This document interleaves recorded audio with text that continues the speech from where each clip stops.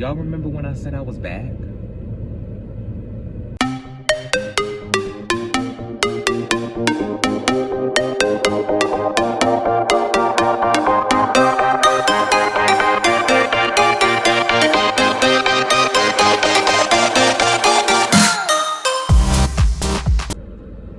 What's going on, everybody? Welcome to Pouring with Jordan, the channel where I run the YouTube streets, pour tea on a variety of subjects and shows, and then sweeten it with my opinions.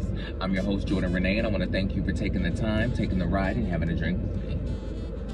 Today, we're going to have a little bit of a story time, and we're going to talk about my experience on YouTube. If you remember watching my first video, I opened the video by saying that I was back, right? I want to expound on that just a little bit more than I did in the first video, and I want to talk about what brought me to YouTube in the first place, all the things that I was doing on that channel, why I turned that YouTube channel into a podcast, and why I eventually walked away. I'm also going to talk to you guys about some of the things that made me want to come back. So strap yourselves in, guys. This is going to be a quick ride, but it's going to be a good story. YouTube for me started kind of in a chaotic way.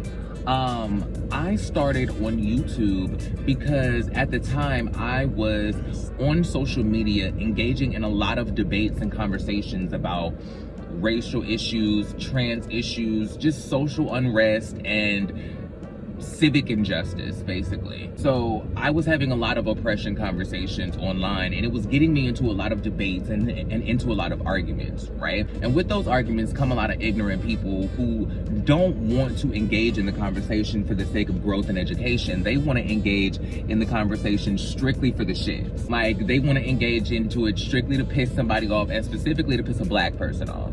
And so I was the person who was having these conversations because I had a vigorous mission to spread the word as far and as wide as I could get it out there. And I felt like it was easier for me to do a lot of this campaigning and a lot of this advocating on social media because I felt like I really didn't have the resources and the tools to get out there and march with the people as much as I would like to, mobilize as much as I would like to. So I felt like one post reaching possibly 1,000 people would do just as good or better if I was out in the street and my voice was reaching 20 or 30 people, right? I figured that the ratio on that would even itself out in some type of way. There was one morning where I was up on Facebook doing the things, having the conversations that nobody wants to have at 8:30 in the morning. But we get into a conversation, and I can't even remember exactly what the conversation was about. I'll link the video here so you guys can go back and watch what exactly I was going off about. But there was an exchange that I had on Facebook with somebody where they were being intentionally antagonistic and being intentionally racist, right? And so I decided to take my frustrations to a broader platform, and for some reason, I decided to make a YouTube video about it. I don't know why. I hadn't made a YouTube video previous to this, for real, not about anything like this. If I had done anything, it had been like videos of me recording drag performances or me recording, you know, choreography concepts, things like that. It was all basic things, but I had never really come on there to really have a voice, right? And boy, did I use my voice, especially on that first video. In the first video, I literally spent 9 minutes going on a provocative and profanity-filled rant about how I and black people are no longer accepting the use of the N-word from white people, right?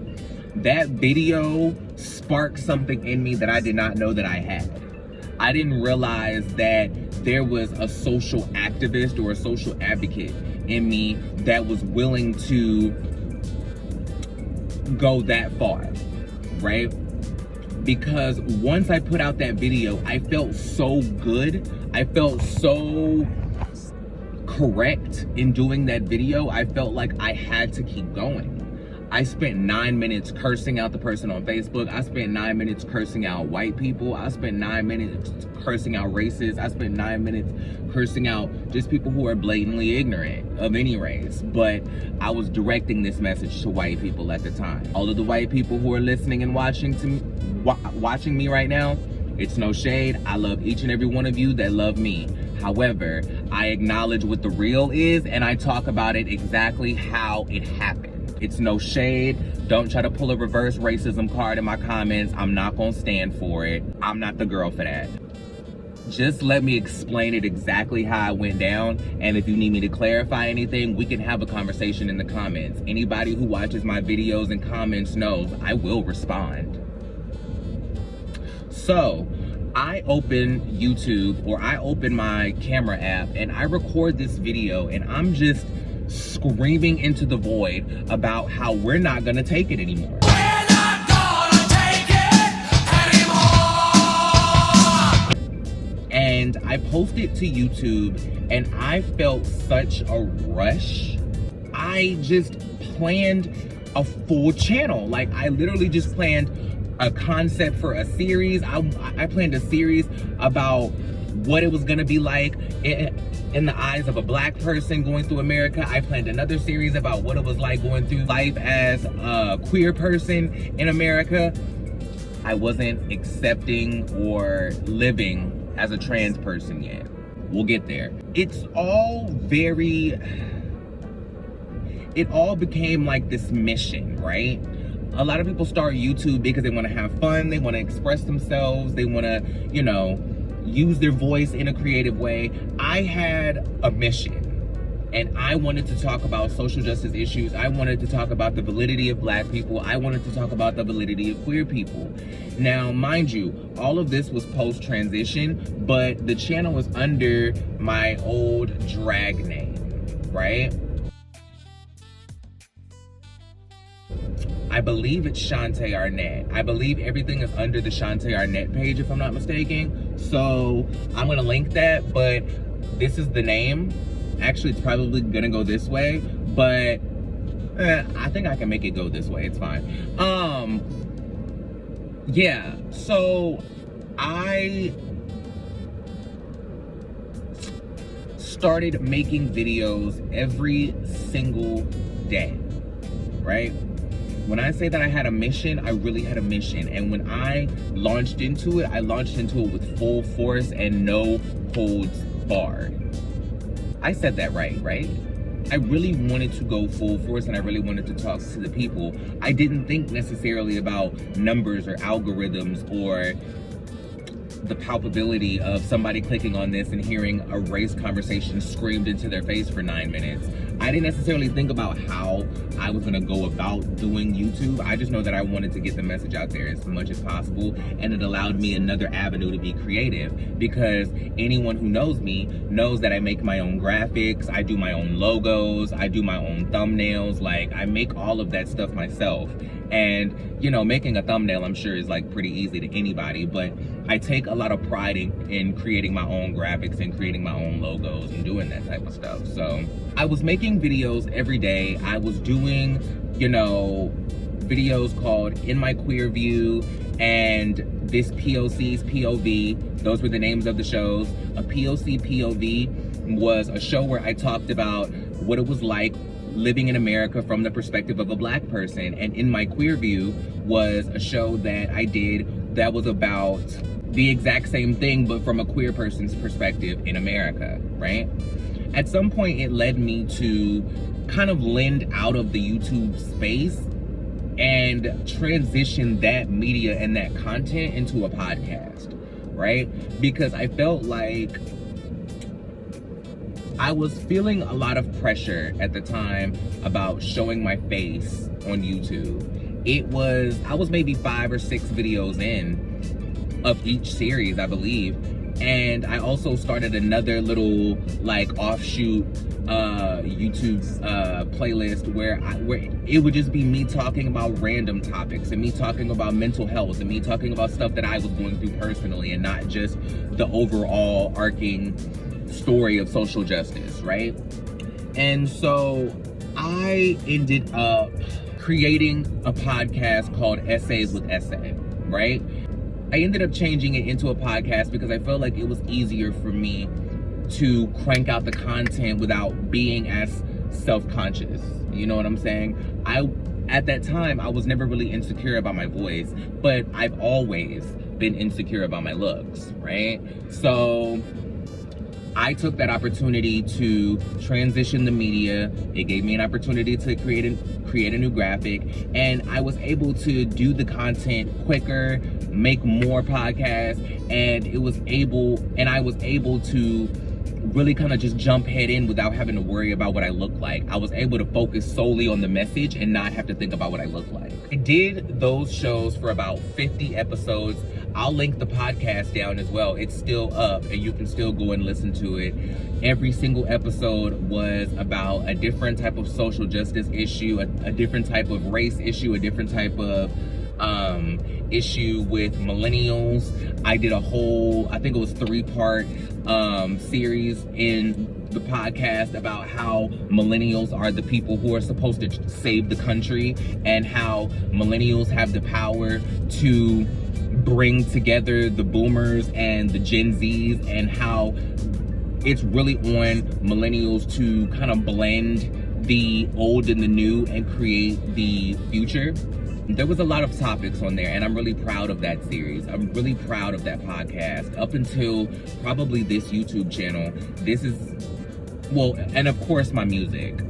But as far as YouTube is specifically concerned, that was my proudest work, doing those episodes, because the first few episodes of that podcast were the videos from my YouTube channel, and I just converted the media to strictly audio and uploaded them as podcast episodes, and then I just kind of kept going from there to give myself kind of some room to figure out the podcast medium and get my legs and figure out exactly how I need to approach that medium versus just going on and recording on my phone as far as a video.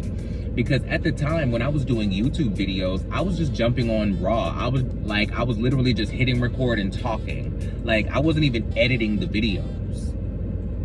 I didn't even edit the videos. I would literally just press record, do the video, press stop, and press upload.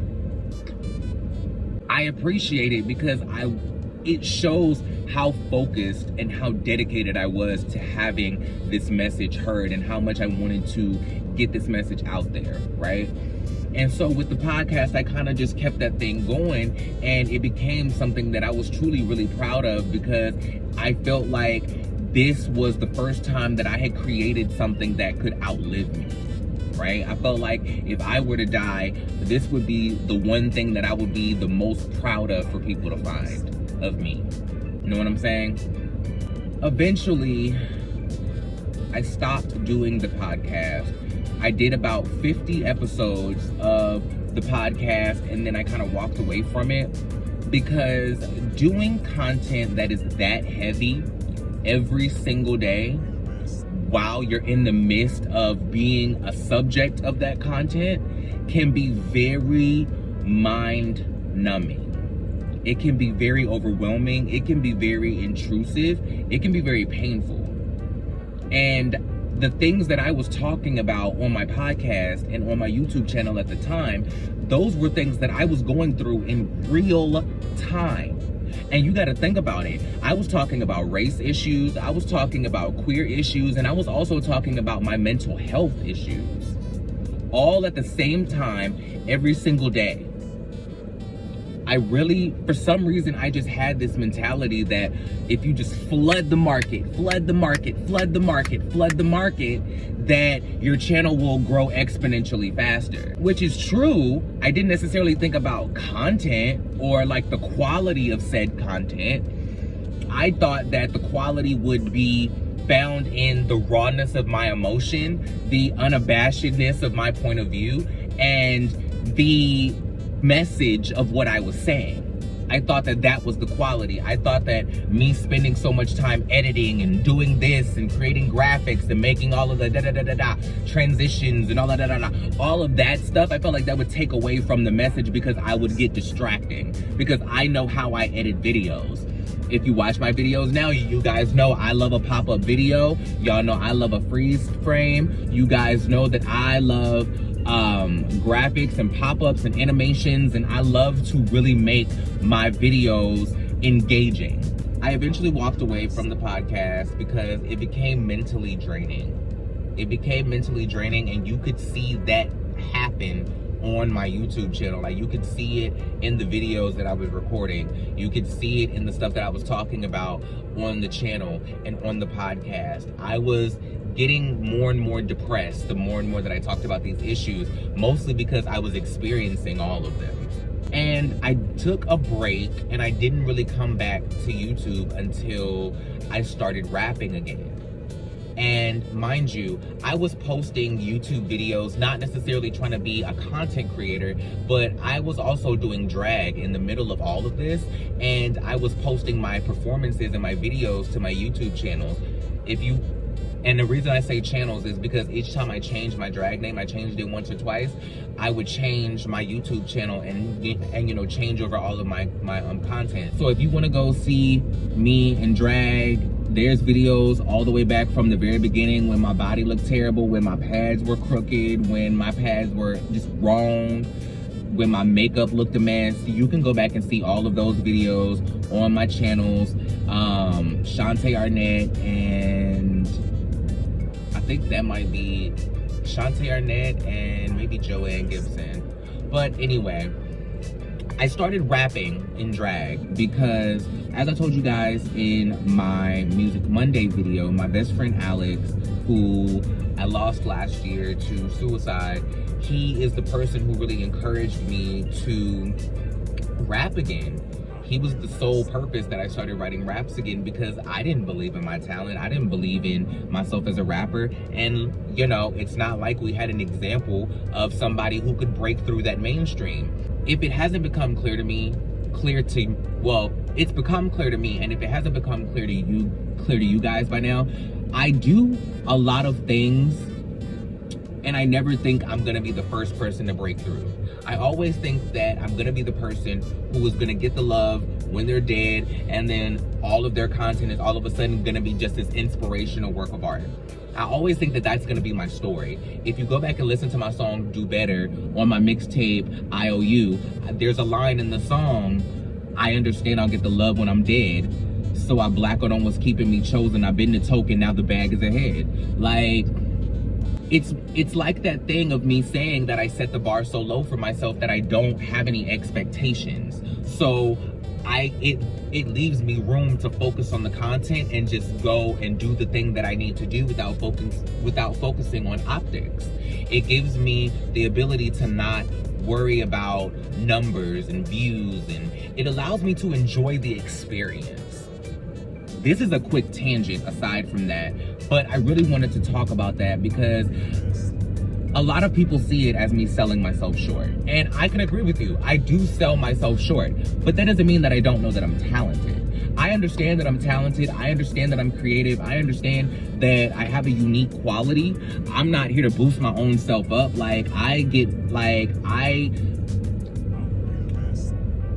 still am uncomfortable getting compliments from you guys.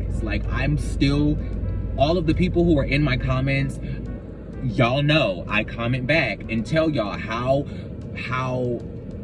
bashful that makes me. I blush at every comment. I'm modest. I really don't know how to handle that, because I just see it as I'm doing my thing at this point. It's me just kind of delivering a message. And because it's a message that's bigger than me, I don't see it as my work anymore. I see it as me being a vessel for the work to move through me. So when people compliment me on it, it's hard for me to receive because I don't see it as me doing it for my own gratification. Now, this YouTube channel, I'm doing for my own gratification. But I say all of that to say, I eventually walked away from YouTube and I kind of just stopped doing things because I didn't really, one, I was impatient, and two, I didn't really have a focus. I was doing it because I wanted to do it, but I was doing it because I wanted to grow numbers fast. And I wasn't doing it because I wanted to really build an audience and build a library of content. And that's something that I regret, because if I go back and look at a lot of my past work, I really did have good content. I had really good content, and I had the potential to really turn that into something. And so I'm hoping that with this channel, I can really blend my talent and my creativity with the message and the focus, and really put out a product that is not only raw and relatable, but also having some sort of production value. Even if it is low budget, I want there to be potential and there to be flair and uniqueness in my low budgetness. Do you get what I'm saying? Unlike Candace, I am not afraid to admit that I am low budget. Hell, Jordan is no budget. I literally have my phone and my thumbs. This is how I create all of this content. I have my phone, my thumbs, and my mouth. That is all. That sounds really gross. If you just walk past a room and just hear that without any context, that could sound really crazy. I'm sorry. There was a lot that I was going through. Like I said, I was struggling with mental health, and that was really the reason why I kind of just dropped everything. I didn't feel like I could do the best content or serve the audience that I wanted to serve the best that I could if I wasn't in the best headspace. You know, me being honest about the space that I was in was good for me, but it was hard as well, because I have a vulnerability issue and I have a weakness complex. I never want to look weak. I never want to look vulnerable, but I am the person who I penetrate through to people with my vulnerability. I'm sorry. I translate better to people when I am my most vulnerable. It became a situation where I had no choice, but it became hard for me because I was truly suffering. The things that I was suffering from was depression. I was suffering from body dysmorphia. I was suffering from insecurity. I was suffering from childhood trauma. I was suffering from a lot of things. I was going through it in the worst way at that time. I say all of that to say that I went away, and while I was away, I began transitioning. I began to do music again. I finished my project. I put out IOU. I really kind of found my rhythm as a person. And it eventually started influencing me to be creative again, right? So it started with the music. And, you know, like I told you guys in my Music Monday video, music is the fabric of my life. Everything starts and ends with music. So if I was gonna come back to a creative space, it was gonna be music first. I had walked away from drag. I had put everything aside, especially after Alex passed. I retired from everything. I literally, like, I say that I retired because I pursued everything that I do creatively as a job and as a career. So I always say that I retired, and I just dropped everything. I stopped doing drag. I stopped making music. I stopped doing anything and everything. I let everything go. I went into a shell. I basically like resorted back to my reclusive nature, and I went into hiding, and I started transitioning because my best friend Alex was a trans man, right? And he was the first person that I ever admitted to that I wanted to transition. He was the first person that I had a conversation with about possibly transitioning. I was following his transition, all the things that I've learned about my transition and what I can expect. A lot of it I learned from him, as well as a couple of other people who helped guide me along the process in the beginning. I felt like I wasn't transitioning just for me. I felt like I was transitioning for the both of us.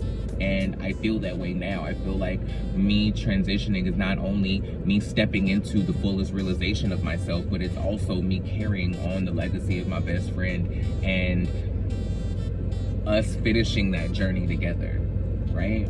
Funny thing about my mixtape, I was transitioning while I was creating that mixtape. So if you go back and listen to it, you hear the way that I reference myself kind of fluctuate and change. You hear the pronouns that I use to address myself fluctuate and change throughout the project, because as I was writing it, or as I was bringing it to a more present iteration of itself, I was also transitioning. I was also growing into being that person publicly. Like I said, I don't care if nobody listens to it. I don't care if it only touches one person. At the end of the day, that is my proudest work to date.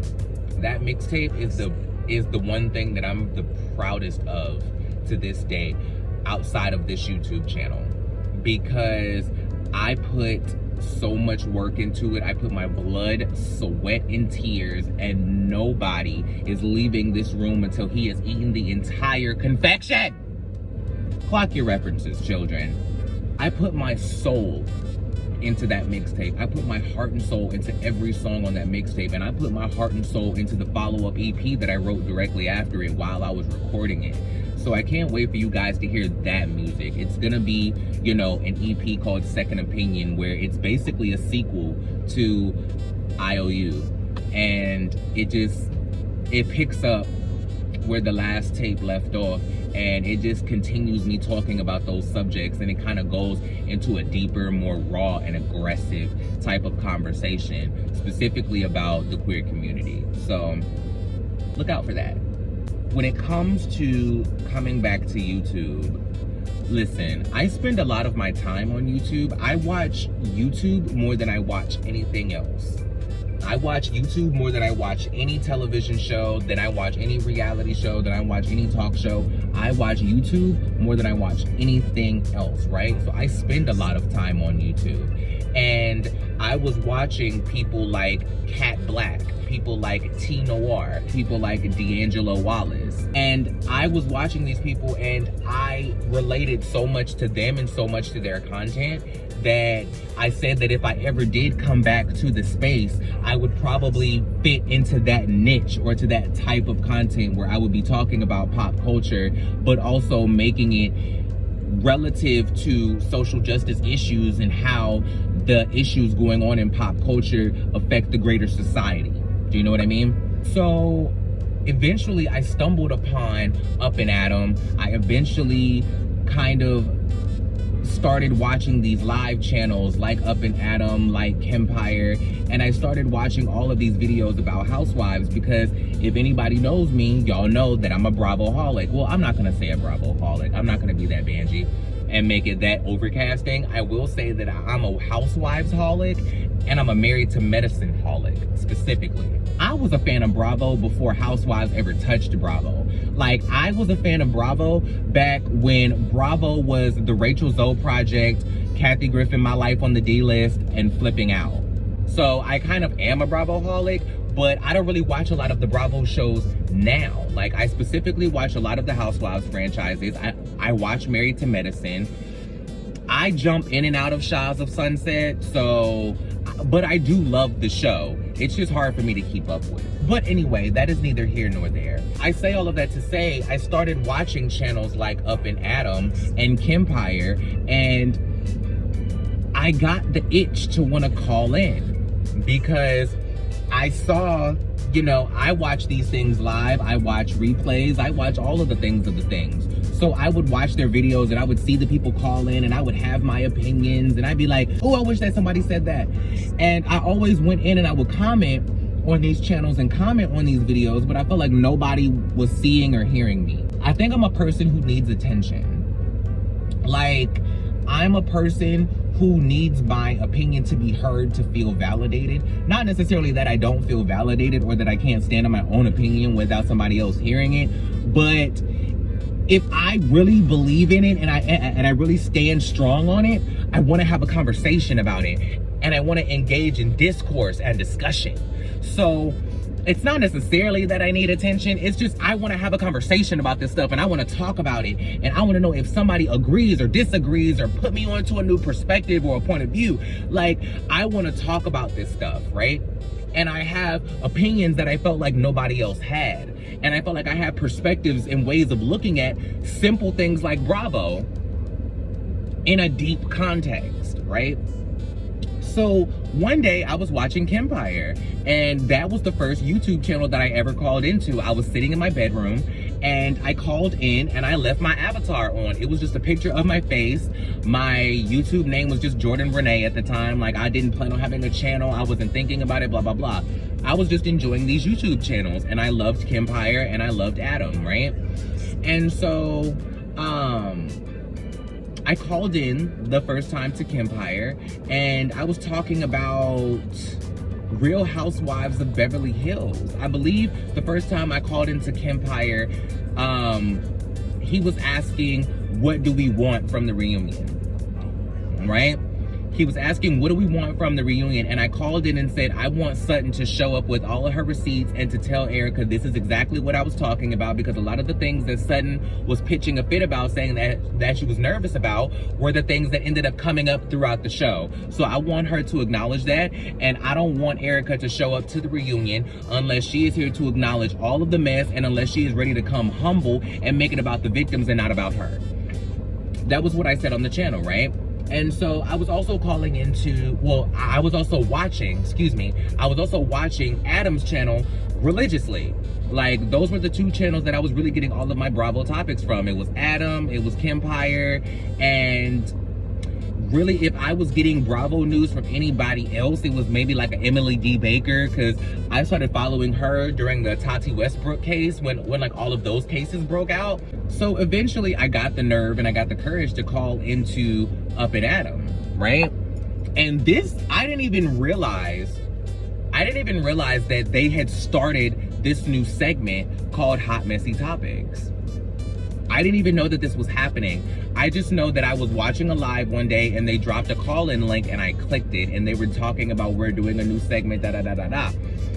And this was maybe the first or second time that they did Hot Messy Topics. I've been on just about every single episode of Hot Messy Topics so far. I think except for maybe the first or the second one. I called in, for some reason, I had enough courage to show my face, and that YouTube live, I'm trying not to be dramatic. That YouTube live changed my life, legitimately, because here's the thing. I spend a lot of my time shouting my opinions into the void without thinking about the reactions of other people, right? I kind of just shout my opinions out there, and I don't think that anybody really cares about my opinion. And if the people who like are discussing it, like we're just gonna like go back and forth in comments, and not necessarily in a negative way, just like engage in discussion in the comments, right? So I never think that anybody is going to care about my opinion, even though I inflict or enforce my opinion so brazenly, right? It was on that first YouTube live that I called into where I got so much love and so much positive reaction, and even like specifically from Adam and from Jason and from Kempire, and they all like had this positive reaction to me, and they all thought that I was just probably batshit crazy. I'm gonna say hilarious, but they probably thought that I was batshit crazy and bangy as hell, which is fine because I kind of am. It's all good. I am a little loony. I'm not necessarily Ramona or Mary Cosby type loony, but that really changed my life, and it really made me think about it, because I was considering creating another podcast at the time. I had been thinking about doing a podcast specifically about music and about nothing else. I really wanted to talk about music, and I was gonna create a podcast and just talk about music, but I wanted to have a co-host because the way that I operate,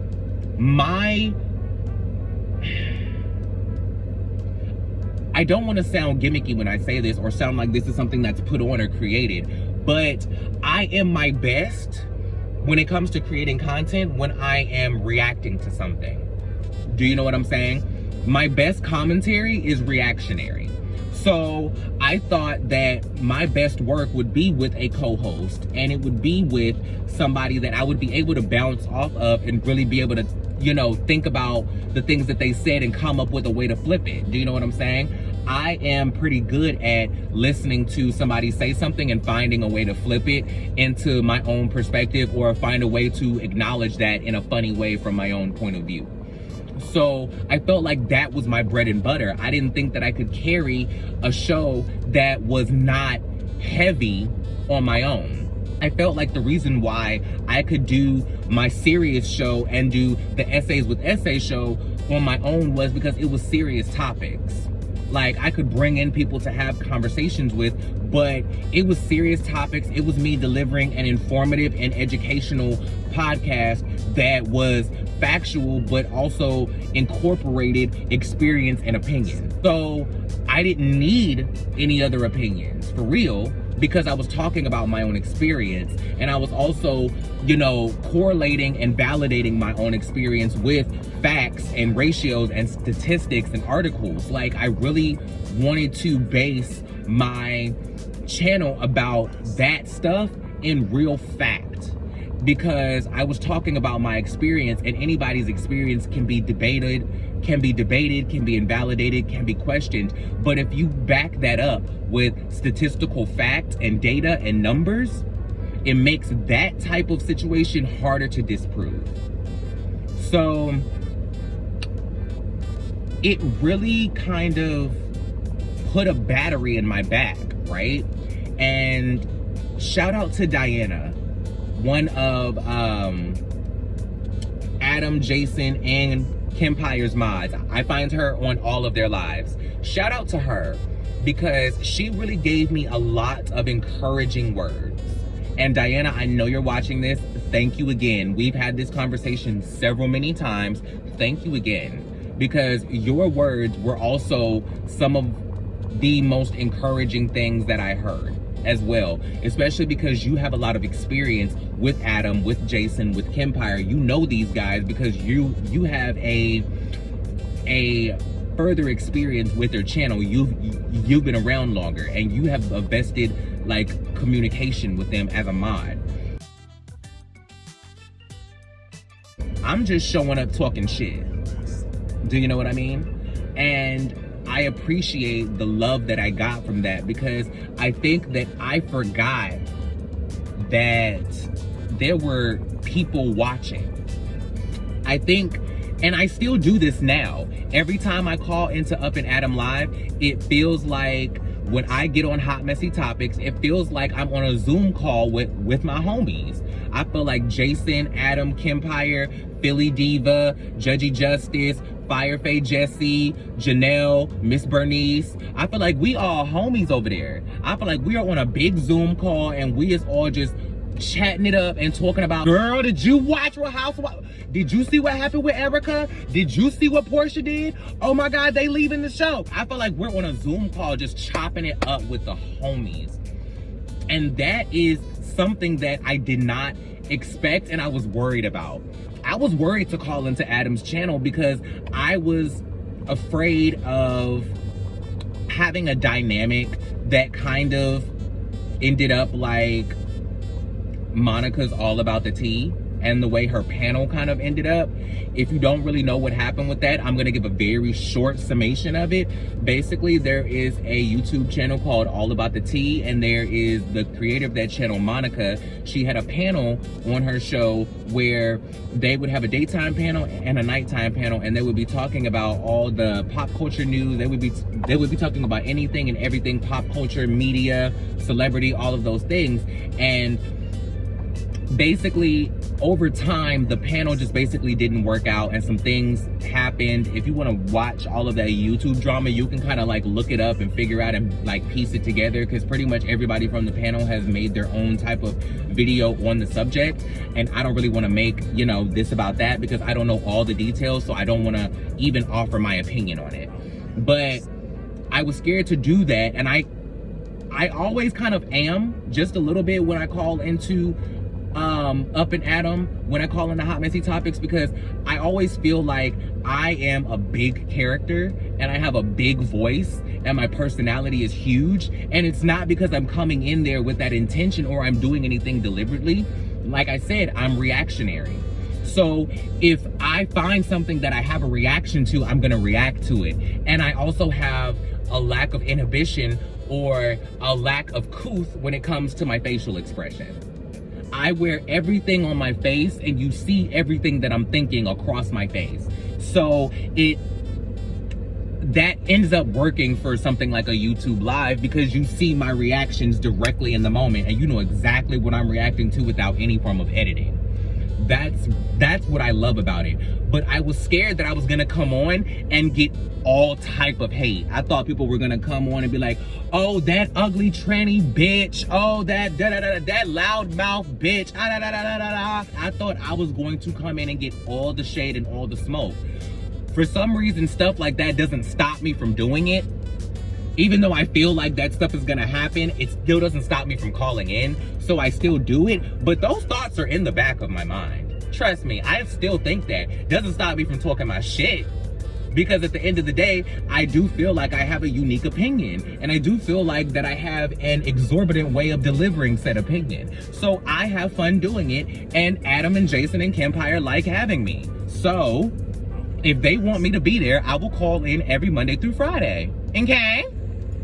But yeah, they really gave me a battery in my back, along with Diana, Muriel, Miss Bernice, A. Paul,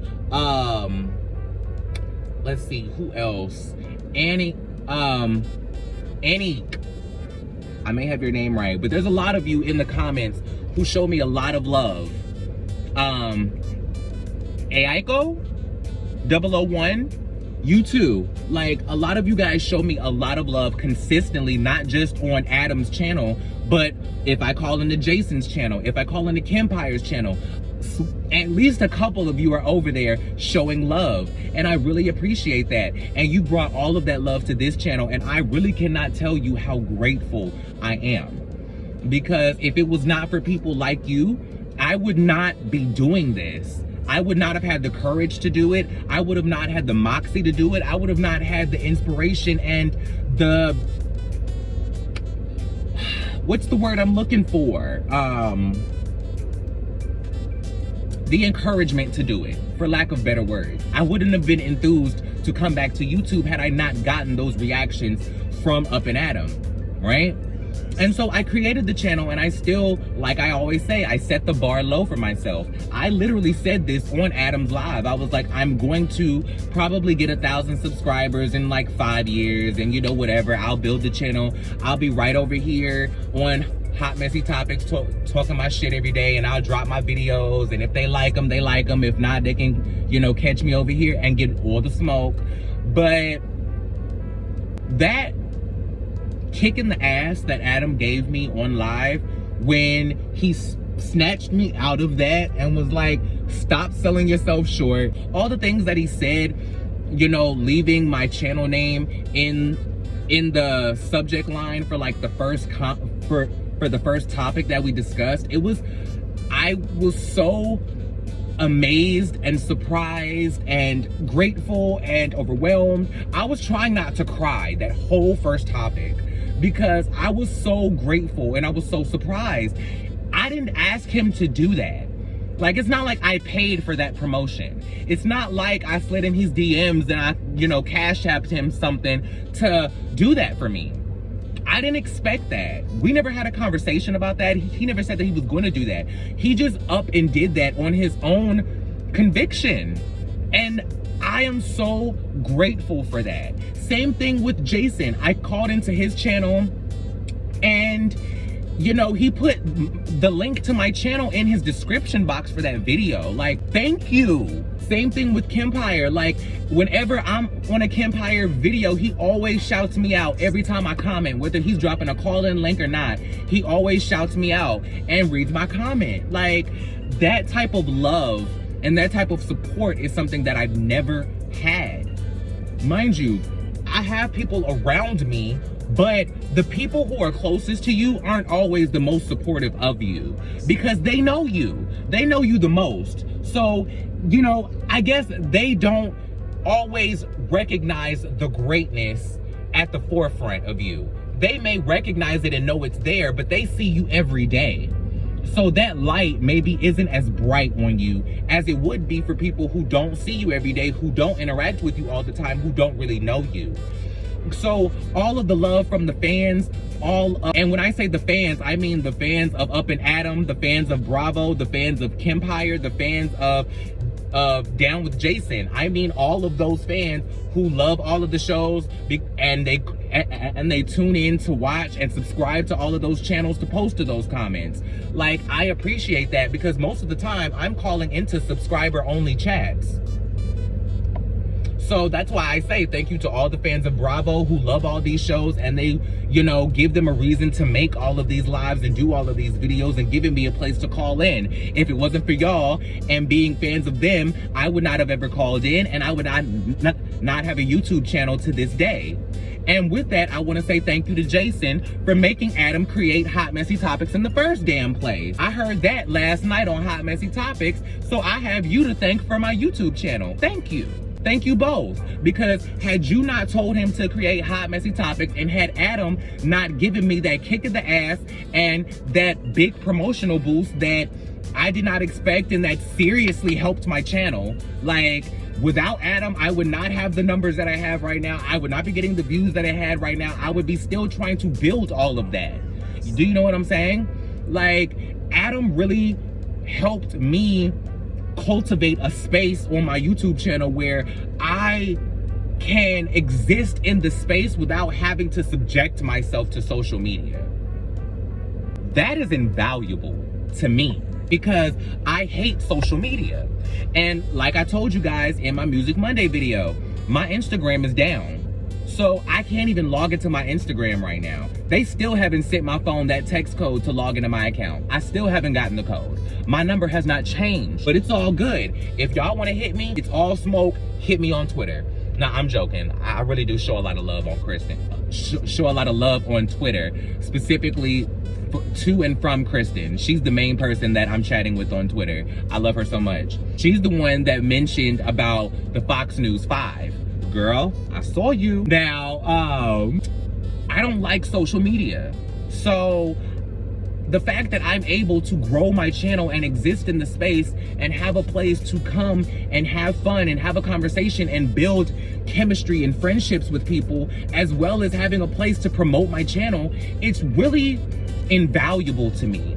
That's why I thank them every single day. I thank them every single time that they put me in a live. I thank them every time that they mention me in a video, whether I'm calling in or not. I thank them every time that they read a comment. I thank them every time that Diana posts me. I thank them every time that anybody in the chat posts my name. Thank you. I would not be here if it was not for that kick in the ass that all of you guys gave me. Seriously. I wanted to do this. But I just didn't have the courage to do it. I was going through a lot of insecurity, and I was going through a lot of, you know, dysphoria, and I'm still suffering through imposter syndrome. If you watch my video on Do Other Masculine Trans Women Exist, I talk about how I feel a lot of imposter syndrome because I'm battling with trying to reconcile my comfortability with my own identity and my aesthetic with the public's misconception and misunderstanding of my transition. The only thing that's difficult about that is that I feel like I communicate myself well enough to not have to answer dumb questions, but the ignorant are still gonna be ignorant, and so, you know, that is what it is. But I say all of that to say, I'm back. In this stage in my life, post-transition, coming back onto YouTube, not as a genderqueer or a gender person, but coming back as someone who is a realized trans woman and is living on the platform in the realness of their life and just doing the content that they want to do. I feel so grateful to be someone who delivers another set of representation. You know, I listen to Cat Black say on YouTube all the time that there aren't a lot of Black trans women talking about transgender things. So this is a safe place for me to close. I'm gonna go ahead and wrap it up, you guys. I'm gonna head out, but I wanna thank you guys for taking the ride, taking the drink with me, and I hope that you enjoyed me pouring tea on all things my experience with YouTube, and I hope that my story sweetened the hell out of it for you and you guys enjoyed it. So with that being said, make sure that you like, share, subscribe. If you wanna follow me on some sort of social media, follow me on Twitter. That's really the only place that I'm active. Follow me at Poor Jordan, PourJorden. But really, this is where you need to be. This is all I care about you following. This is all I care about you subscribing to. Like, meet me here. This is where it matters. This is where it counts. But tune into Hot Messy Topics every Monday through Friday on Up and Adam Live with Jason. Down with Jason is the channel, and Kempire. You can catch me over there, all of the other people who are the regular crew over there, Philly Diva 4, Judgy Justice, Janelle, all those girls over there. We love y'all.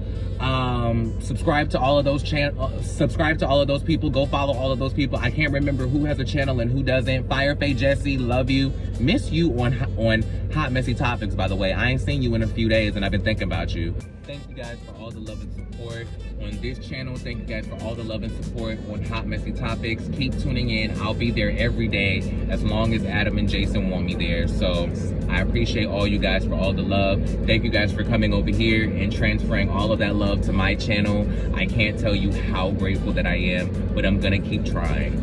So with that being said, I'll holler at y'all. Peace.